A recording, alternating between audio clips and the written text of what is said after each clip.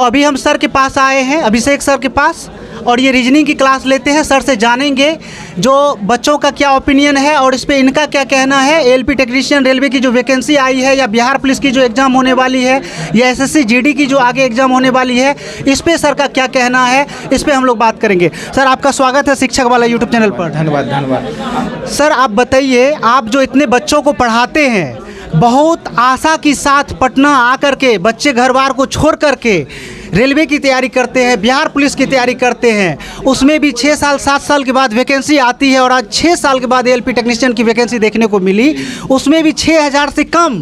6 साल पे वैकेंसी आई, उसमें भी 6000 से कम वैकेंसी आई। सर आप इस पे क्या कहना चाहते हैं? देखिए, वैकेंसी जो है कहीं ना कहीं सरकार बहुत जायज़ कर रही है स्टूडेंट के साथ। यहाँ पे स्टूडेंट दिन रात भर पढ़ते हैं। अगर स्टूडेंट का मेहनत आपको देखना है तो जा कर के लाइब्रेरी में देखिए, स्टूडेंट 18 घंटा अपना कलम और कॉपी घिस देते हैं। स्टूडेंट के पास ठंडी का समय है, पहनने के लिए जूता नहीं है। मुसल्लमपुर हाट पटना में अभी भी जो है कम से कम 10 लाख विद्यार्थी नौकरी का तैयारी कर रहे हैं, लेकिन सीट जो है सरकार नहीं बढ़ा रही है। आप समझिए कि 2018 में एएलपी का जो वैकेंसी आया था, तब जा कर के आज आया।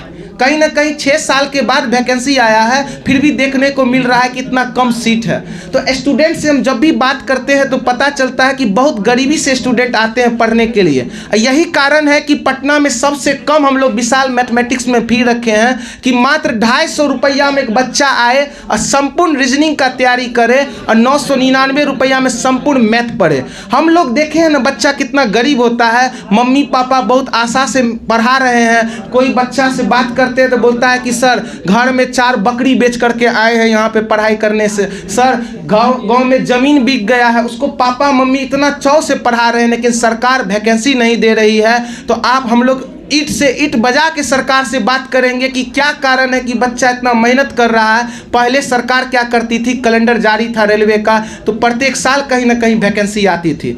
अब जो है रेलवे का वैकेंसी आपको ऐसा रुक गया है, कहीं ना कहीं भारत का नंबर 1 ट्रेड हुआ आपको रेलवे। तो रेलवे का वैकेंसी कहीं ना कहीं प्रत्येक साल आना चाहिए, ताकि बच्चा इस साल नहीं हुआ तो फिर अगले साल वो सीखेगा। कहा जाता है ना, आदमी कभी गिरता नहीं है और ना हारता है, या तो जीतता है या सीखता है। तो पहले आदमी गिरता था तो फिर उठता था। अब मान लीजिए जो 2018 में बच्चा तैयारी कर रहा है, अब वो बच्चा कहीं ना कहीं आपको अभी तक पढ़ा हुआ 1-2 नंबर से छठा अभी तक पढ़ा हुआ है। आप बताइए, अगर एक पानी को भी रख दिया जाए तो कहीं ना कहीं अगर पानी नहीं बहेगा तो पानी भी खराब हो जाता है। जी सर, वही जी। होता है नॉलेज। अगर नॉलेज भी 2018 से लेकर के अभी तक बच्चा रुका हुआ है तो कहीं ना कहीं नॉलेज भी उसका कहीं ना कहीं किसी अदर दिशा में जाने लग जाता है। तो बेरोजगारी कहीं ना कहीं बढ़ रही है, इस पे सरकार को ध्यान देना चाहिए।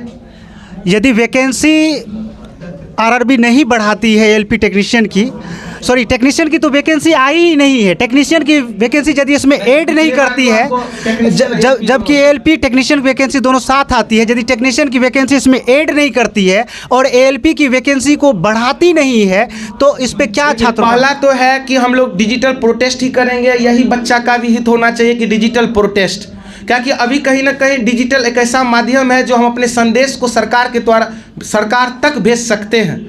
इसी डिजिटल प्रोटेस्ट को जो किया गया था आपको 20 तारीख को, राहुल गांधी भी उस चीज़ को पढ़े, कहीं ना कहीं हमारा रिजल्ट जो है पॉजिटिव आ रहा है। हम लोग का यही काम होगा कि पर डे स्टूडेंट को कहते हैं आप अपना संघर्ष को जारी रखिए और डिजिटल प्रोटेस्ट कीजिए। बाद की बात है, जो होगा, लेकिन पहला नियम है स्टूडेंट का डिजिटल प्रोटेस्ट किया जाएगा ताकि संख्या में बढ़ोतरी हो। जी, तो आप सभी को यदि वीडियो अच्छा लगा होगा तो शिक्षक वाला यूट्यूब चैनल को सब्सक्राइब कर लीजिएगा, वीडियो को शेयर कीजिएगा। धन्यवाद।